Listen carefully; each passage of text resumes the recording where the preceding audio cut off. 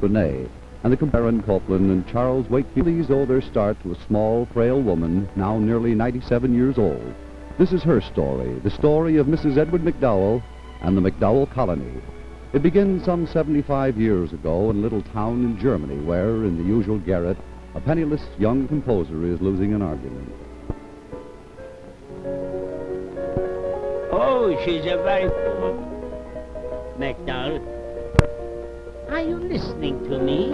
In my last cent, come all the way to Germany to give piano lessons to a Connecticut spinster. Have you eaten today? I don't mean coffee and the bun. Have you eaten anything solid? My dear Herr Raff, there is nothing more solid than a German bun. All right. I say just this once, and I want you to listen. You are a composer. If you lived in Europe, some baron or duke would appreciate your music and give you enough money to live on so you could compose more. But unfortunately, you are an American, and nobody in America will pay you to write symphonies and concertos. How true, how true. Her name is Marian MacDowell.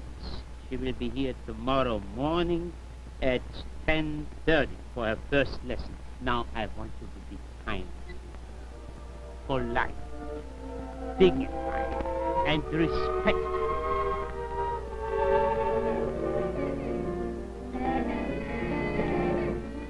Go away. Go away or come in, but stop banging. Mr. MacDowell? That is what it says on the door, isn't it? I merely wish to verify it. There's no need to be rude. You ever tried to compose with a baby next door crying, and two fat gentlemen having an argument across the alley, and a young lady tourist banging at your door? There's a crying need to be rude. I am not a tourist, sir. I'm a student of the piano. Oh, your Herr Raff's deadly realism. I'd mercifully forgotten you. Ah, the prospect of teaching me so revolts you. I shall relieve you of it. Good day, sir. If you go, I shan't have dinner. Why not? No money. You see, my soul wants to compose, but my stomach wants to teach you finger exercises. Now, today, I would like to let my stomach win the argument. Oh, Mr. MacDowell, you are quite right. There's every need to be rude. Welcome to my studio. Come on now, let's see how badly you do play. Uh-huh.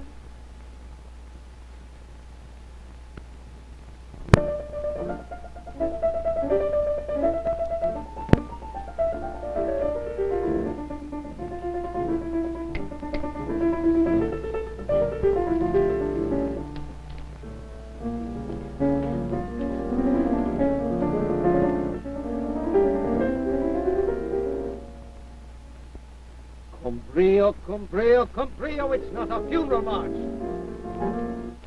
I am not a mind reader, Mr. MacDowell. If you had marked it properly, I could play it properly. Yes, you could play it properly. And that's how you'll play all your life, properly. Neat and sedate and tidy. Settles it. I have been insulted by you for the last time, Mr. MacDowell. Now chill, MacDowell. You are most unfair. If you want it played Conbrio, then mark it Conbrio. She can't guess it. Oh, why not? A good pianist could have guessed it. The music speaks for itself. Doesn't need labels, Herr Raff. I only meant you are not yet a finished artist. He should realize you need the markings to guide Now, you. don't condescend to Miss Nevins that way. She's as finished an artist as any pianist I know of. I should have marked the music. I'm a sloppy writer, but don't blame that on her. I only meant Probably you... shouldn't be Conbrio at all. Look, you play it the way you feel it. Oh, of course it's Conbrio. I should have seen it at once. Look, I'll show you the difference.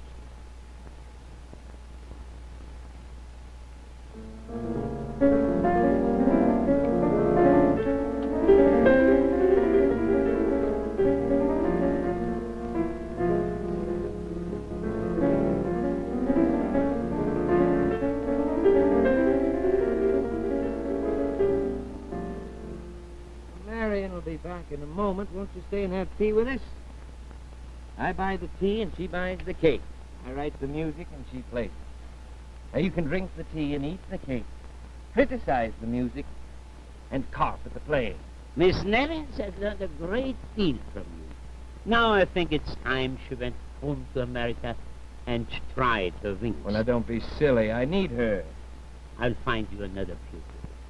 MacDowell, when two young people see as much of each other as you two, especially in spring, they generally fall in love. Yes, they do. And if isn't they it are wonderful? Nice people, then they want to get married. We'll be the 20th century Schumann. I'll write the music and she'll play it, and the world will applaud us. You can't support her. Oh. Was it absolutely necessary to say that? Do you think I would have said it if it could be left unsaid? Marry her, and you will have to teach 10 to 12 hours a day just to support your household. And that will be the end of any music by Edward MacDowell. Please, for your own sake, let her go. I can't. Then for her sake, don't make her choose between seeing you give up your composing or starring with you. What kind of choice is it for her? Look, I said I can't help it. I can't give her up. I've been lost.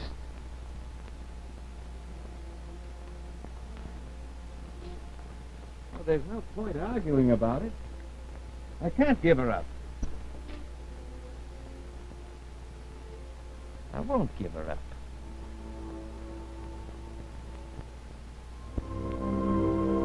It's outrageous. Why can't a composer be given a salary? Like a businessman or a carpenter. The work he does is just as important to people. He ought to be. But we are not concerned with the way things ought to be. We must adjust to things as they are. Oh, why? No, that's the difference between Europe and America. In Europe, you say that's the way things are, we should adjust to them. In America, we say, well, they ought not to be that way, so let's change them. And how will you change things so that this very gifted young man can marry you and still be a composer? I don't know, but there has to be a way. And I'm sure I'll find it.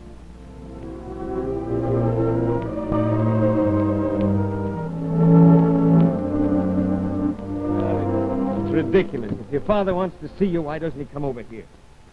He says I've been away long enough. And he's right, you know. He's been left with my two little sisters ever since Mama died. What about me? What am I supposed to do without you? Why don't you come home with me? You've learned all you came abroad to learn, Mr. MacDowell. Now, why don't you come home? If I did, would you marry me? Why, Mr. MacDowell. Of course. Didn't you know that?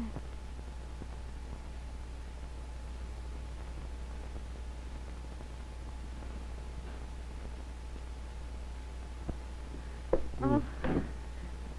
You give me a few weeks to scrape up the fare and a month at home to get a teaching job. Oh, what would you want with a teaching job? You're a composer. Well, even composers must eat. And so must their wives. That's all been taken care of, you know. I still have some of the money that Papa gave me to study abroad with. And it's not very much, but it's enough to buy us an old farmhouse someplace. I do not intend to live on your money, thank you. We can grow enough for food, and I can make our clothes. I'm really a very good seamstress, Mr. MacDowell. I will get a permanent teaching job, and we will not discuss it further. I was thinking only this morning. I know just the place. It's in New Hampshire.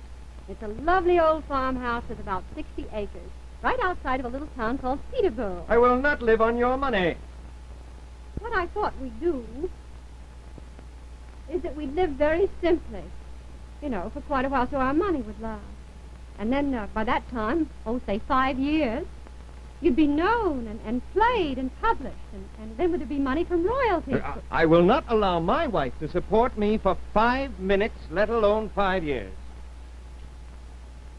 Then I can't marry you, Mr. MacDowell. Now, don't aggravate me. No. I may not be able to help your career much, but I won't ruin it. I couldn't bear for you to spend your life teaching instead of composing, just because you'd married me. I'll have evenings to compose in. Oh, dear, I'm going to miss my boat. Well, goodbye, Mr. MacDowell. No, I'll see you in a month. No, I'm afraid not. I thank you for your proposal, but I don't want to marry a teacher, and I couldn't live with a man who might have been a great composer, but for me. Go home. But don't expect me to come groveling after you. I'll not permit my wife to support me on a broken-down farm and a hand-to-mouth living while I write music nobody wants to hear, and that's final.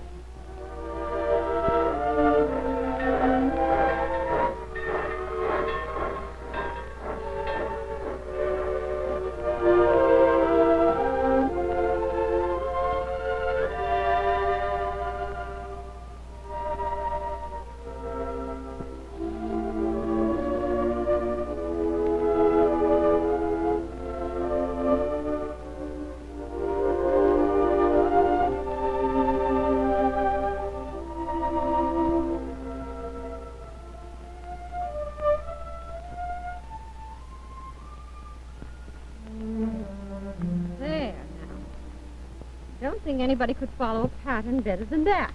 Edward, come here a minute. Lend me your back for this, will you? Why don't you make yourself a dress? I have a shirt. I have a dress. How's your work going? Very badly, thank you. Oh, why must you be so critical? You know that in the past 4 years you've thrown away 61 lovely things. Have I? Mm-hmm. Oh, I wish you didn't have to work in that cold, drafty old front room. You'd catch your death in there someday. Yeah, it's quieter than it is in here. Now what are you throwing away? It's number 62. I'll go wash up for dinner.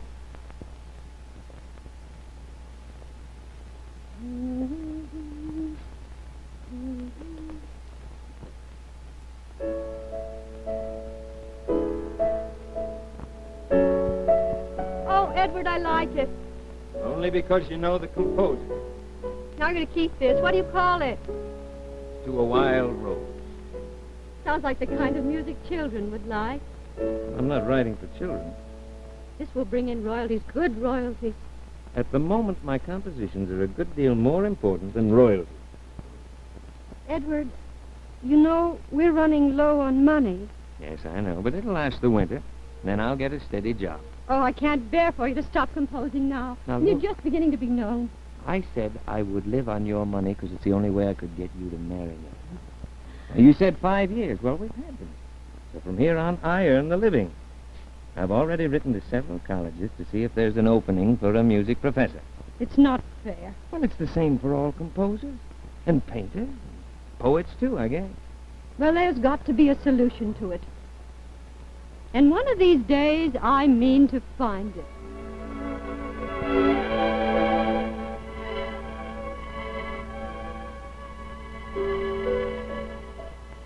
Edward MacDowell, huh? Never heard of him. Who is he? MacDowell? Critics claim he's America's first serious composer. Afraid he needs a job. Hmm. You said yourself that it was time we had a real composer heading the music department. Well, I was thinking of a European. I don't know any of these moderns. I play a little, of course, but just the classics. Well, if you play the piano at all, you certainly know MacDowell's Indian Suite and Woodman Sketches. Everybody plays them. Water Lily, A Wild Rose. To a Wild Rose? You mean this, what's his name wrote that? Then you do know it. Well, my dear boy, I'm not illiterate. Everybody knows To a Wild Rose. Send him a letter. Tell him that Columbia University has a place for him, and that if he makes good, his worries are over. He can teach for the rest of his life.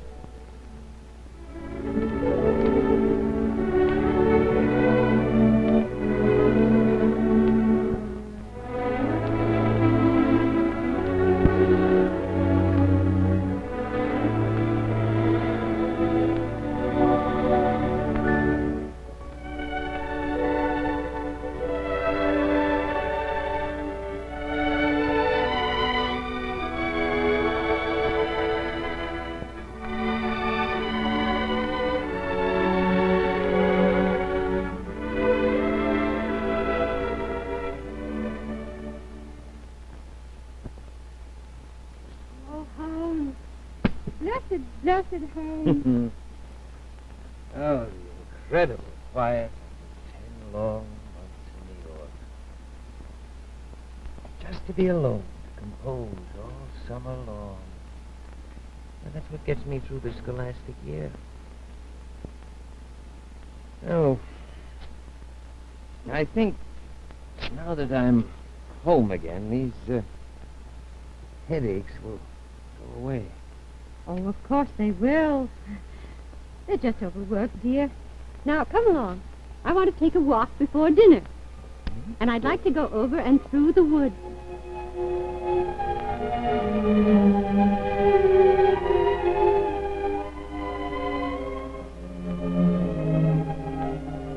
Getting dark, dear, and we didn't bring a lantern. I think we better turn back. Edward, come here a minute. Well, now, who had the impudence to build a cabin on our property? I did. And here's your fireplace to give you plenty of heat. And I cut down 2 trees to let the light in. And look, here's your writing table. And in this drawer, there's fresh manuscript paper and pencils. And oh, look here. The biggest wastebasket in America. For you to throw away all your lovely things in. And I promise to come down every night and take them out. Well, welcome to your very own studio, Edward. And happy birthday. Like you've taken every cent you ever saved. Well, you'll have to put the roof on yourself. I ran out of money before I got to it. But just think of the lovely music that you can write here. Left alone day after day for 2 months out of every year. That's not fair. You've always spent everything on me and nothing on yourself. I can't go on taking. Once, you know, I thought I was born to be a great musician. But now I know I was born to help a great musician. I can't create anything myself, but I don't mind. I don't want the limelight. But please, at least let me be in the wings. At least let me help.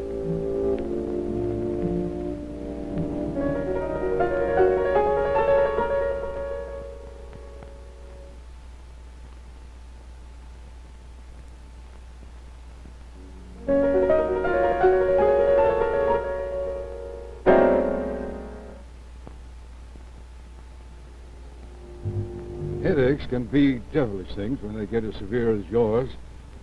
Tell you what, come down to the office tomorrow and we'll make a few tests, just to be sure there's nothing wrong. All right, Dr. Cutler. I'll tell my wife I'm having lunch with you. Of course, I'm sure there's nothing wrong. Everybody has headaches. There's no sense worrying her for nothing. There must be something that you can do, some treatment or an operation, something. I wish there were. An arm or a leg we can operate on and heal. But the brain... I'm sorry, Mrs. MacDowell. You mean we just have to sit by and watch? What? Well, how long can he live? It's hard to say. A year, maybe 2. Oh, well, guess I'd better tell him that his headaches are the result of overwork and he'd better rest for a few months. The truth is his work is over, isn't it? I'm afraid so. We live for his music. What do we do with the rest of our lives, you know? This has been a very great shock to you. Give yourself time to absorb it. But you see, he has so little time, and I have to make it happy for him. How can I do it without his music? What do we do with our lives? You must find something. There's an answer somewhere. There must be an answer somewhere. There must be.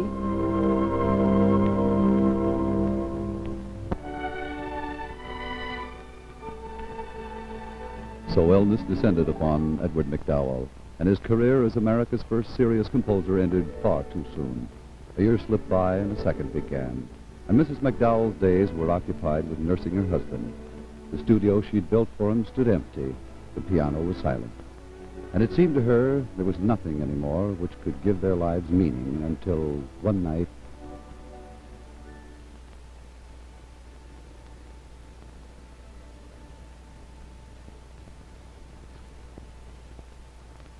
You don't want any more tea?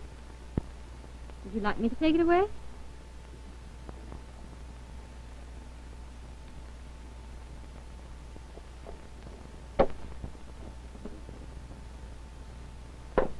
Would you like me to play for you?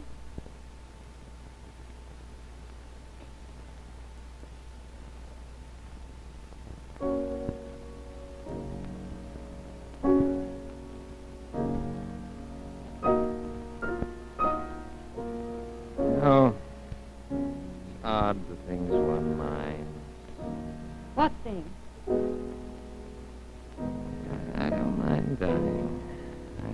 I've had a fine life. Now, you stop such talk. Nobody dies who has me for a nurse. I do mind. It's standing empty. Day after day. Month after month. What's standing empty? My studio. Stands down the path there, waiting. And nobody comes. Help?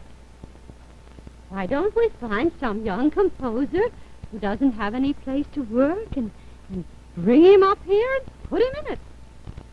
Did you do that? Of course we can do it. We'll do it tomorrow. I'll write to Columbia. They'll know somebody. Well, it doesn't have to be a composer. Any artist. Or painter, sculptor, writer. I don't care what he does. Just so my studio doesn't stand empty. No, it oughtn't to stand empty.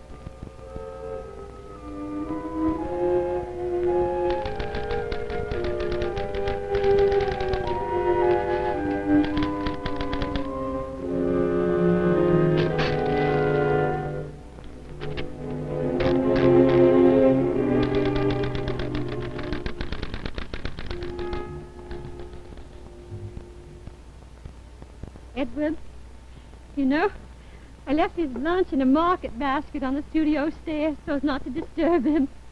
Oh, but you should have seen his face when he saw the studio. He just stood and stared and stared. What's he writing? Oh, I didn't ask him. Did I ever ask you? But you know, Edward, there's another one. Oh, let's see here. She's a sculptress, and she wants to come up and use the barn. Now, you know, both of them want to pay me, but, oh, I hate to take it. They can't spare it. But you know, we're going to have to if we're going to feed them. I said $1 a day. Is that all right?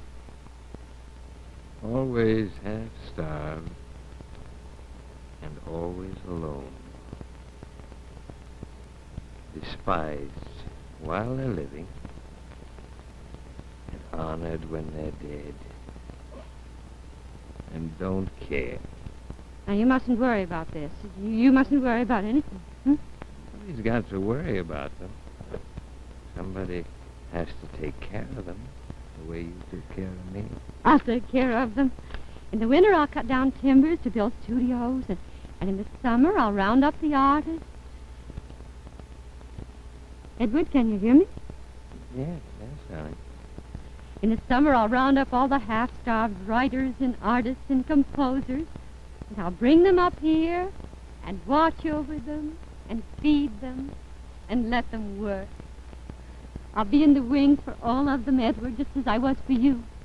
You won't be jealous, will you? Edward.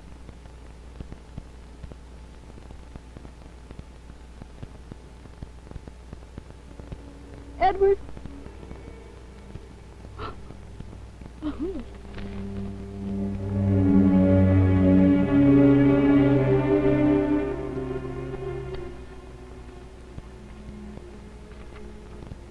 Of course, there'll be royalties on your late husband's music from time to time, but you mustn't expect to live on them. Now, Mrs. MacDowell, if I may make a suggestion, Why don't you sell your property here in New Hampshire and retire to your family's old place in Waterford? The money you get from this should enable you to manage if you live very simply. Yes. Well, what I came to see you about is mortgages. Can you handle them? I want to mortgage my house and the land and the place in Waterford.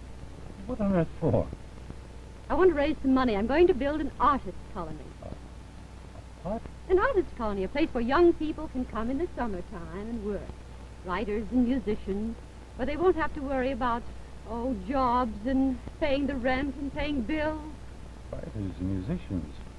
Do I know them, ma'am? Oh, I haven't found the studios, and then we're going to make over the old house on the lower road for a dormitory. And then after we're all ready for them, we won't have any trouble finding talented young people who need help. Dear Mrs. MacDowell, have you taken leave of your senses? Oh. You sit there and tell me quite seriously that you plan to build a home for indigent bohemians. No, an artist colony. My dear lady, I must insist that you listen to reason. Here you are, middle-aged, almost penniless, and without youth. Well, if you mean that I carry a crutch, why, I won't have that forever.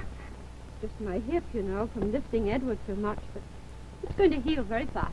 Yet without youth or health or money, you expect to turn an old farmhouse and 100 acres of worn-out land into into an artist colony. And now, about the mortgages, you can handle them for me, can't you? Yes. Now, bring them along next Wednesday to the board meeting, would you please? The what? Oh, I forgot to tell you. I'm forming a MacDowell Memorial Association to raise money for the colony, and I want you to be a member of the board. Oh, ma'am, my law practice Yes, keeps next me so Wednesday busy, at 2. And now, about the mortgages. Could you have the money for me in cash tonight? I may need it for my railway fare. Well, you're going away. Yes, well, just to New York this time. You see, a long time ago, my old professor in Germany told me that I might be a concert artist someday. And I expect that this will have to be the day. You see, concert pianists sometimes do very well financially, and I need to raise a great deal of money. Goodbye. My dear lady, you don't seriously expect to embark on a concert career at your age and in your condition when you've never appeared in the public before? It's impossible.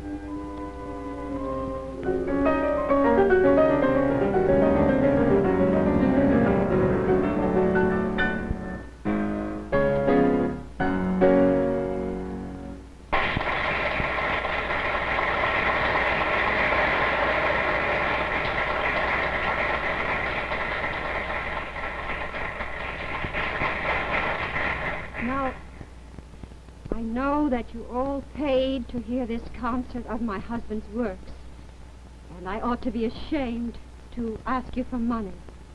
But I'm not. I want you people here in Kansas to help me prove that America can produce great art if only somebody will help her young people while they're creating it. Now, you all have a little booklet that tells you what I'm going to do with the money. I want each one of you to send me 1 penny. Each one of you people here in Salt Lake City to send me 1 penny. That is, of course, unless you can spare a little bit more. Thank you. Thank you. I know you people here in Sacramento are so interested in music that you will want to start a MacDowell Club to help us raise money for the colony. If we can start a MacDowell Club in every large city in the country, then we can raise the money for these wonderful young people.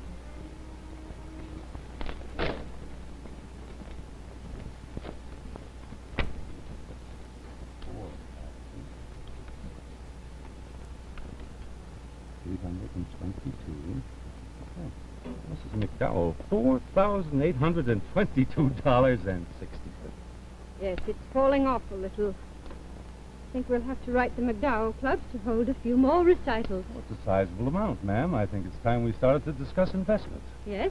Well, this might do for a first investment.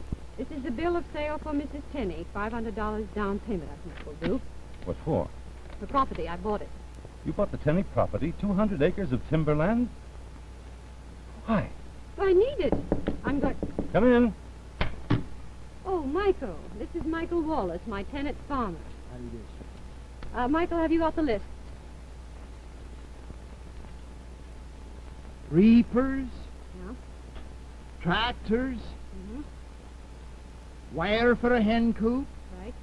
second-hand saw. Uh-huh. Here, what are you doing? And add to that the electric milker, like the one described in Geographic. Now, I'll do my milking by hand. You won't be able to. I'll be away on tour, and you'll be overworked as it is. Now, just put down payments on all of these things. No, will wait a minute, Mrs. MacDowell. This is a fortune to sink in a timber forest and a lot of farm machinery. Do you know quite what you're doing? Yes. I'm buying saw and a timber to get lumber for studios. I'm buying farm equipment to plant vegetables and fruit trees. I'm going to raise chickens and cows so that my artists won't starve to death here the way they do everywhere else in the world. I'm building an artist colony. That's what I'm doing. That be all, Mum? Yes, Michael, that's all. And will you get quick deliveries on these things because it's going to be spring before you know it. Here.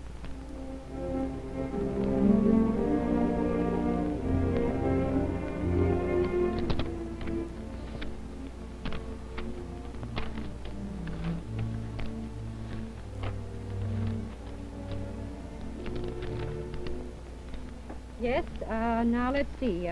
If you will, we're going to put the new wing here. Now, if we take these two downstairs rooms and turn them into one large lodge room, you see, then we can have the dining room and the kitchen over by the new wing. That's fine, Miss MacDowell. Fine. Now, where would you want that new studio then? Oh, I see. That's over here. This one. Right here. Right here. Right down at the end of this winding path, you see? That's a good idea. Mm-hmm. Now, if the weather holds, we ought to finish this by June. And have you a list of the furnishings?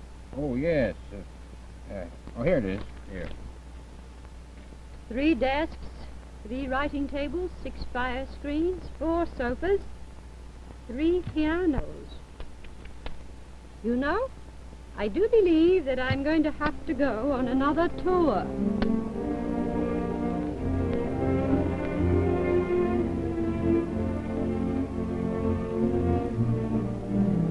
Edward Arlington Robinson. Oh, of course it isn't selling. Poetry never sells till the poet's dead. But we think he's worth every bit of subsidizing he can get. You do? Well, some of the short things are really wonderful. Tell me about him. Who is he? He's a subway guard. Oh, what? He works in the subway all night and writes all day. Imagine. And he looks it. Well, just a couple of months with us, and we'll fatten him up so that you won't know him. I'll take these along. He will come, won't he? Well, he's a little dubious about it, but he promised to try it for a week. Don't tell him I told you. But he's taking a telegram with him just in case. It says, "Come home at once." Poor silly thing. Doesn't he know that home is where I'm taking him?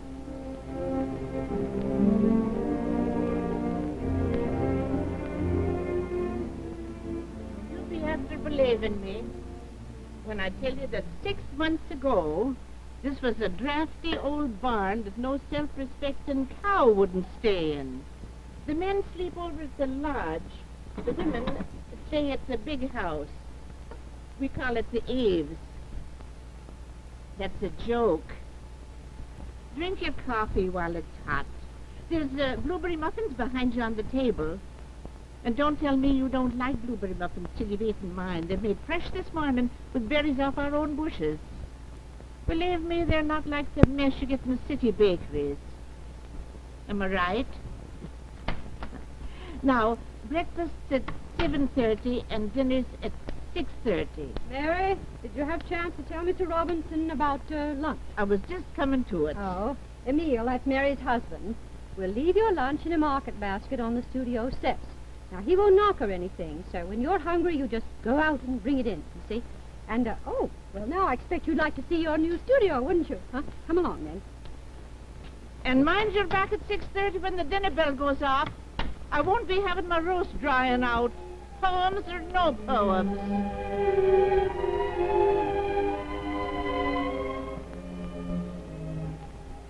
Now, you see, there'll be extra kindling and logs on the porch. And here in this writing desk, is fresh paper and pencils in case you didn't bring any. Now, there's no electricity, So when the light fades, you stop work, And, let's see now. You people are down here in the morning from 8:30 until, 6:30 at night, and that's long enough to get your work done in. When you are through for the day, though, you come up to the Colony Hall and relax. Now, if you can't work the first day, don't worry about it. Just, take a walk. There are 400 acres to walk in. Now, is there something that you'd like to know? No, ma'am. No? Well, then I expect you'd like to have me leave so you can get to work, We'll see you after dinner. Have a good day, Mr. Robinson.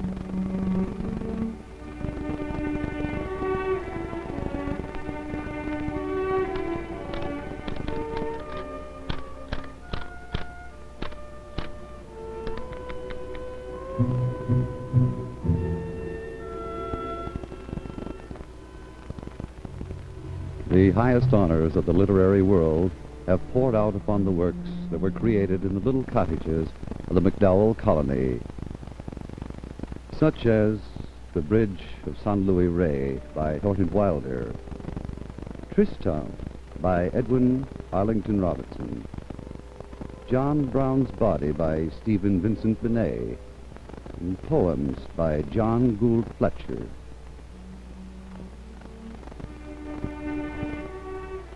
If you'd read back to me what I've just dictated, please. Thanks to the admissions committee, we have a very promising group of new young people here this summer. And, of course, the regulars are back. Thornton Wilder's here again. He says he's writing a play about Peterborough, though I suppose he'll call our town, something else.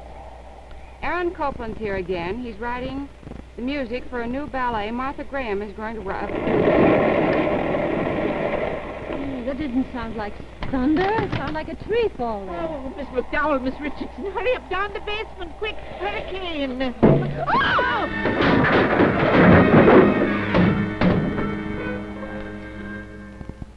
I brought you a list of the damages earlier, ma'am. But we just got back. It took us 6 hours to get into Mr. Copeland's studio to get his music out. The way the trees fell on it, we had to climb 25 feet in the air to get down into it. Well, Emil, how bad is the whole place? Well, ma'am, all the studios are buried under fallen trees. All the roads are blocked. You can't get through into the studios at all. Now, you got about 400 acres of fallen trees. It'll take a couple of years to clear away the stumps and the slash and cut up the timber and move it. Fortunately, the main buildings are still standing, but the roof's been damaged at Colony Hall. We patched it up some with tar paper. I expect we'll have to close down for the season, don't you? Ma'am, reconstructing this place so you can use it is going to cost you, $40,000-$50,000. Unless you know where you can get that kind of money, you might as well face it. We're going to have to close down permanently. So the MacDowell colony, which had sustained young creative artists for 30 years and produced Pulitzer Prize works summer after summer, closed down as 1938 ended. And the winter of 1939 was a bleak one indeed for Mrs. MacDowell, though she tried valiantly to believe she could raise the appalling $50,000 somehow.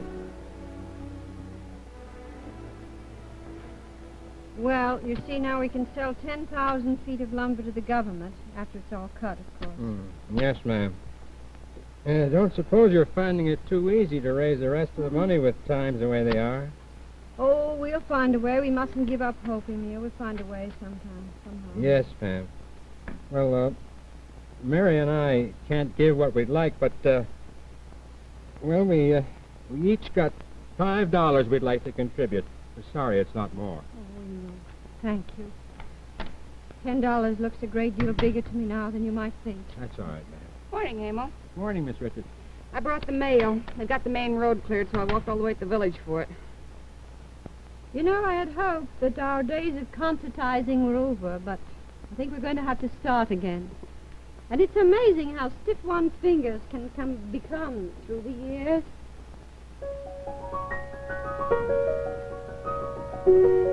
I hope people will go on paying me to play. But I have a notion that they'll soon be paying me to stop. You know, speaking of money, I just happened to remember $500 I put away for something. I can't for the life of me recall what I was going to do with it. Put it with the fund. Oh, no, Nina Maud. It's a fine thing when getting a little money makes a person cry. I can't take your money or Mary's or Emo's. You can't spare it. I'm just getting too old to raise $50,000 with 5 here and 10 there and 500 even. I don't know where to start anymore. Oh, well, it's only autumn. You don't know what miracle will turn up by spring. Oh, I know what'll turn up in the spring. It'll be bills. They're getting to come in already. It's getting so I'm afraid to open my mail anymore. What's this, I wonder? Well, look at the size of it. What's some kind of an announcement? Where? Why, they could raise a fortune. You know? Let's see here. It's from Thornton. They're giving benefit performances of his play to help us raise money for the colony. Well, $350. from whom? DuBose, Dorothy Hayward, and I held an emergency bull session in Bronxville. Oh, DuBose told everybody how he was an insurance salesman till you took him up to the colony one summer right. and gave him and Dorothy a chance to write Porgy, then Porgy and Bess. Then I got up and said, my name is Aaron Copeland. In the winter I teach, but in the summer I'm a composer, thanks to the MacDowell colony. Then we agreed we'd better help see to it salesman got a chance to write another Porgy and Bess this summer. Enclosed find the result. There'll be more later. As whoever it was said, we have just begun to fight. you know, I thought of every way in the world to raise money, but I never thought of the colonists doing it themselves. Well, look, here's a note from the board. They're getting big and little checks from former colonists in every mail. Here's a list of the names and the amounts in case you want to acknowledge them. You know, it just occurred to me. If I took the snapshots of the damage and the list of our Pulitzer Prize winners and went on a lecture tour... Oh, yes, I think I'll telephone the lecture bureau right now and see. Wait, here's another check. Miss MacDowell, wait a minute.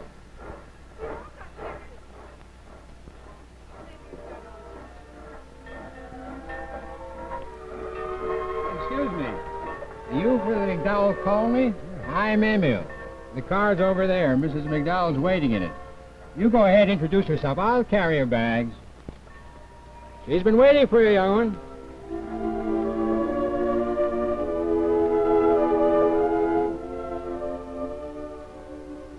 We're not quite a mile from town. Peterborough is the town Thornton Wilder wrote Our Town about, you know. We're very proud of that. Now, this is where the colony begins. These are the main buildings. The studios, of course, are way off in the forest out of sight. No visitors are allowed near them. That building is the eaves where the women sleep. Now, the one over here that you'll see on your left is Colony Hall, where the kitchen and that's Mr. Kendall, our manager there. When Mr. Savage died and left us his books, the people in Peterborough built this beautiful building for us, every stone put in by hand. That colonial-looking place is the Watsons. We use it in the evenings as a music room. Ah, those baskets look so familiar. When I think of the hundreds of meals that Charlie, he's our chef, has loaded on the lunch truck for all our colonists. Breakfast is at 7:30, dinner is at 6:30, and we give you an unbroken day to work in by leaving your lunch on the studio steps for you. You know, I drive by these studios and I think of the work that's being done inside. The wonderful work that has come out of these studios. Oh, I couldn't tell you all the books and plays and symphonies and paintings I remember from all the summers that have been.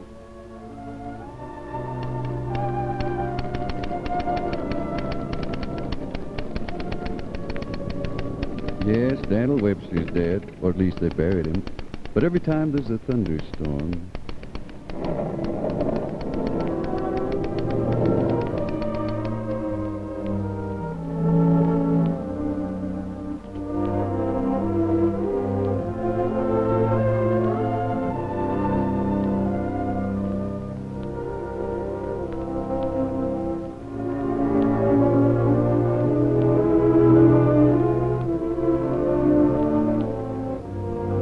This play is called Our Town. The name of the town is Grosvenor's Corners, New Hampshire. The first act shows a day in our town.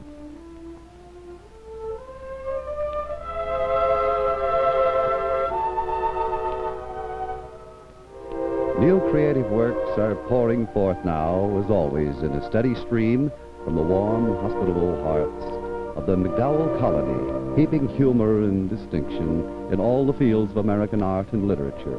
Creative works, well, such as The Skin of Our Teeth by Thornton Wilder, Western Star, Appalachian Spring,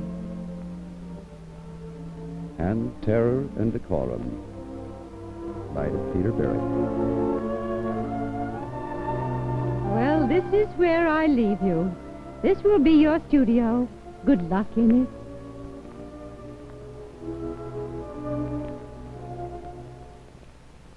Bring them up here and feed them and watch over them and let them work. I'll be in the wings for all of them.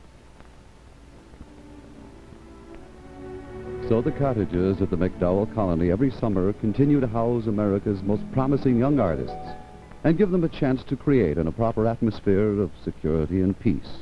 Books and plays and symphonies. Here, pleasantly domiciled in the lovely woods of New Hampshire, they're released for a month or two from the necessity of facing the humdrum responsibilities of the workaday world.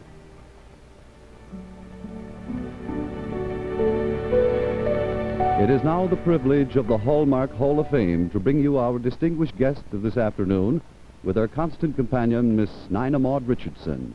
The life we have just dramatized now actually materializes in the person of Mrs. Edward MacDowell.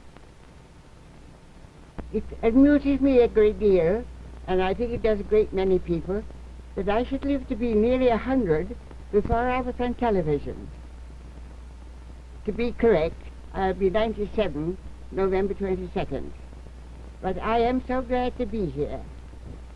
So thankful that this opportunity has been given to the whole country, which has helped so long and so hard to bring the colony more or less in safety. I want particularly to thank Mr. Hallmark, the Hallmark Company, for making this possible, and I can't but feel that they must be glad to see what a wonderful piece of work the NBC has done, and there I am deeply thankful. And to Mr. McCary for the beautiful work that he's done in directing this thing, and also, of course, all the members of the cast that have worked so hard in what really hasn't been a very easy thing to produce.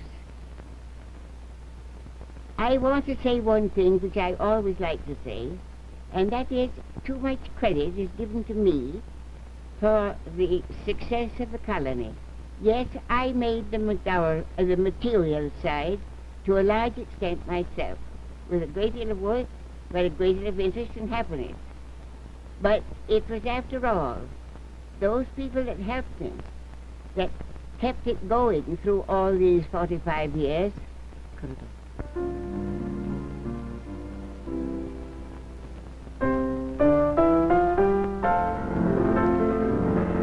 It was Plato, the great Greek philosopher, scholar, and writer, who wrote these words more than 2,400. The punishment that the wise suffer who refuse to take part in the government is to live under the government of unwise men.